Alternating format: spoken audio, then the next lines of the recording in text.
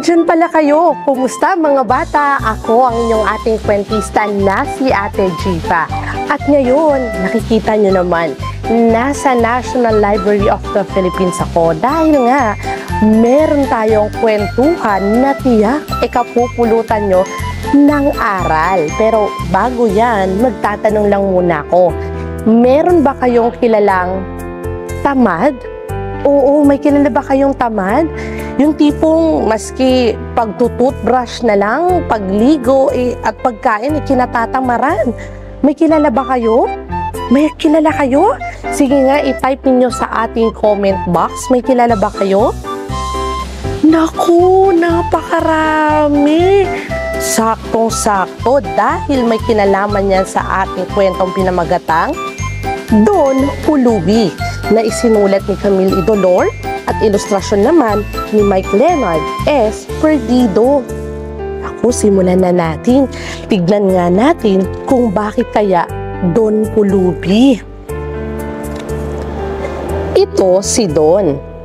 Siya ay bahagi ng isang mahirap na pamilya.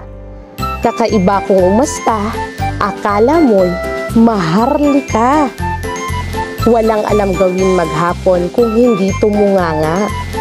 Maghintay ng pagkain at maghapong humilata. Naku, puro higa lang si Don. Mula sa pagligpit ng pinaghigaan hanggang sa paghanda ng agahan.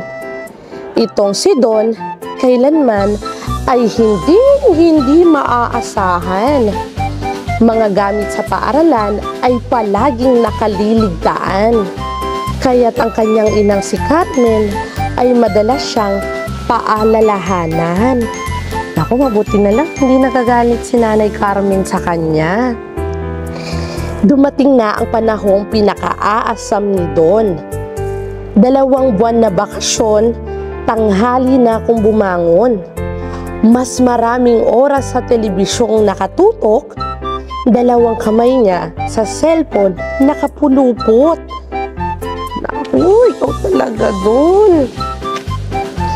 Ultimo pagligo, di sa utak niya sumagi. Kaya itong si Don, nagmumukhang pulubi. Ako, kaya pala Don Pulubi. Sigaw ng kanyang ina, Don, maligo ka na at magbihis. Ngunit katawan niya ay sa sahig maghapon lang nakakapit. Naku, kawawa naman. Naku, si Don talaga. Isang araw, nagising si Don. At sa kanya'y bumulaga. Walang kanin o ulam. Prito man o nilaga. Kanyang inay tinawag at sa kwarto ay nahanap. Nakahiga at may sakit. May iniindang hirap. Ako, kawawa naman si Nanay Carmen. Ano kayang gagawin ni Don? Maghapong tumunganga at nag-abang lang ng biyaya.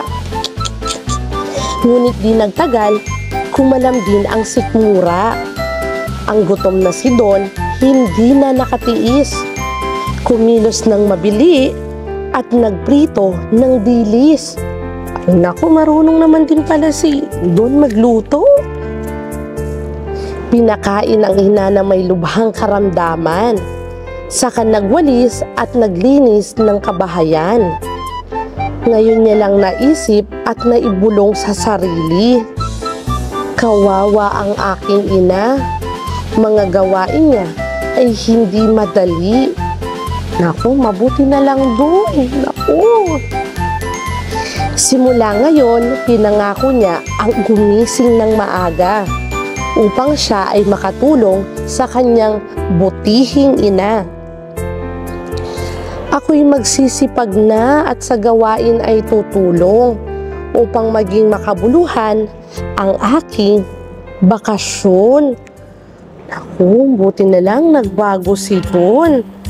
At dyan nagtatapos ang ating kwentong pinamagatang Don Pulubi na isinulat ni Camille Idolor at ilustrasyon naman ni Mike Leonard S. Perdido. Oh, nagustuhan nyo ba mga bata ang ating kwento? Oh, dapat mga bata, tandaan natin ha, huwag tayo magiging tamad. Very good. At sa halip ay tumulong tayo sa mga gawaing bahay. Tumulong tayo kay nanay, kay tatay, syempre kay ate na rin at kay kuya para hindi tayong maging katulad ni Don Pulubi. Ako, tamang-tama. Very good. Maraming salamat sa inyo mga bata.